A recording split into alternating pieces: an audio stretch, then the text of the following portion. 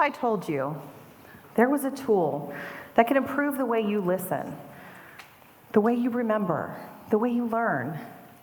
What if I told you that this tool was virtually free, easily accessible? It's a skill you already possess. It's part of your DNA. I'm talking about drawing. Our brains are hardwired to interpret visuals. 65% of the population are visual learners, and it's easy to understand why. Early man drew on cave walls to depict rituals, survival techniques, family lineage.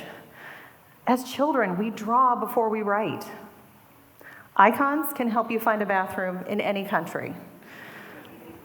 It's in our DNA to draw or use visuals as a form of communication. It's only when we face judgment about drawing that we stop doing it. Essentially, if we're not drawing, we're denying part of our DNA. So some of you may be asking yourselves or saying to yourselves, if it's so innate, then why can't I draw? The truth is, everyone can draw. Usually it's in the form of doodles. Doodling keeps our ears listening when our brains are less than entertained. It actually helps us stay engaged. But how many of us have ever been called out for doodling?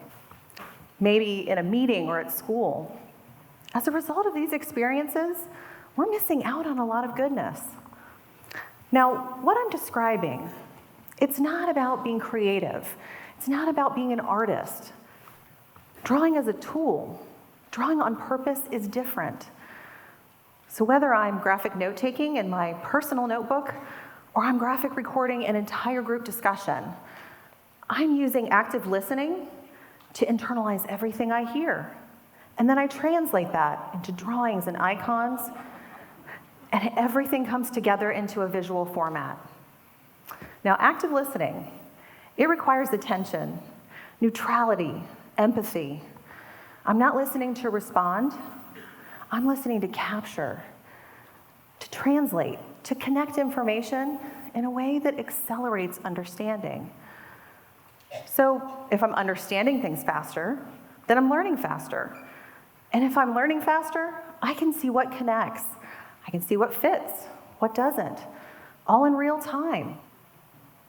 And I'm also picking up on nonverbal communication, things like tone of voice or body language. And then I'm using color to connect those emotionally.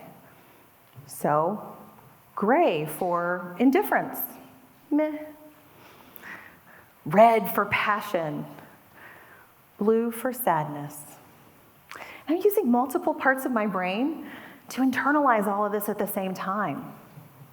The human brain can process visuals 60,000 times faster than text. Words are abstract and difficult for the brain to retain, but visuals are more concrete, easily remembered. Psychologists call this the picture superiority effect. A recent study found that if you hear a piece of information, 3 days later, you'll remember 10% of it. But if you add a picture, you'll remember 65% of that information. What emerges on the page provides clarity, and because you've attached emotion, now it'll stick with you long after the discussion ends.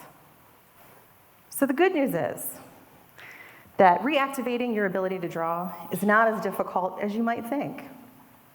Start with some handwritten notes instead of using a laptop at your next meeting. Give yourself the freedom to experiment in the margins. Set the intention that you're going to listen for concepts rather than transcribe the words. Mine for those meaningful phrases and underlying themes. You won't capture everything, and it's okay. With practice, you'll begin to create a version of shorthand that's specific to you, a visual language.